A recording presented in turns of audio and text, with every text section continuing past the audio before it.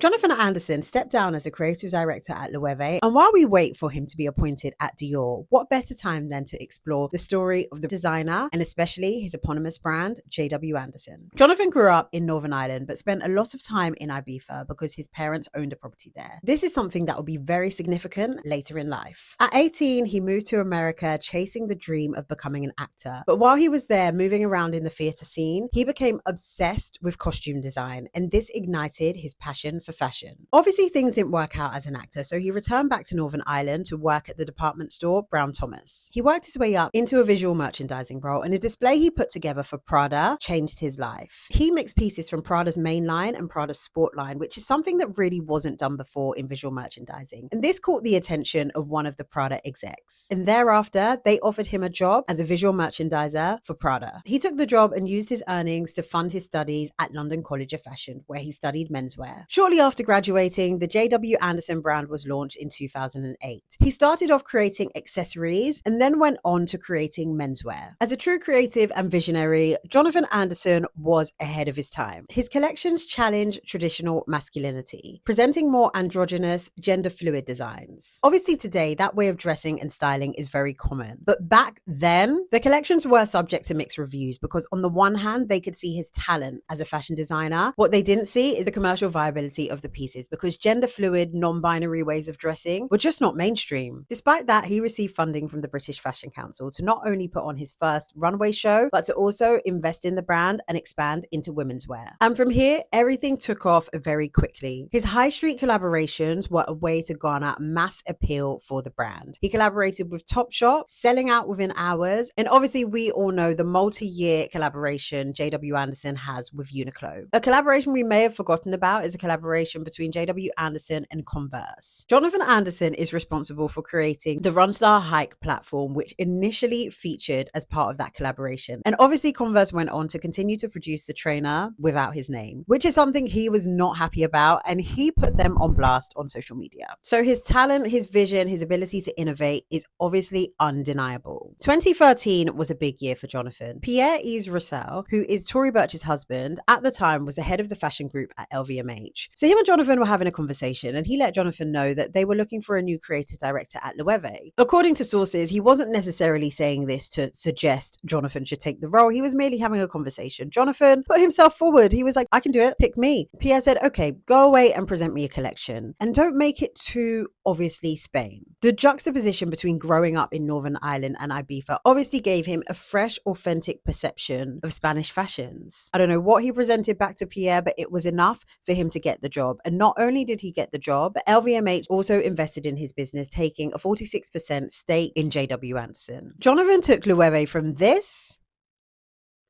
to this.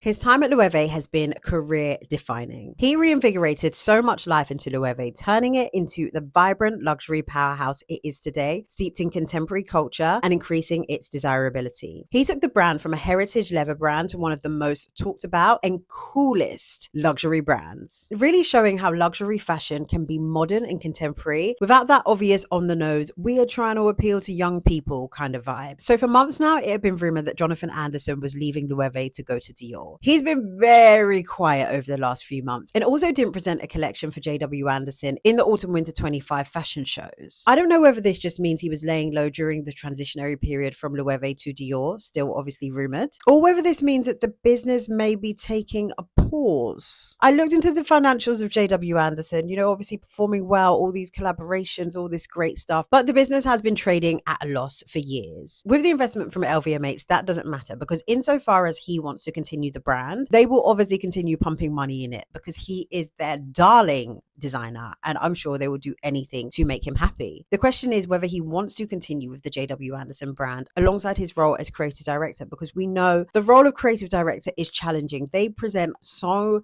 many shows, so many collections year after year after year, and that is if you're working for one brand, let alone two. For me, this is the perfect time to buy some JW Anderson pieces because I want to in the future look back and be like, yeah, this is a vintage JW Anderson. Do you know about Jonathan Anderson? Let me tell you about Jonathan Anderson because, baby, he is nowhere near reaching his peak as a fashion designer.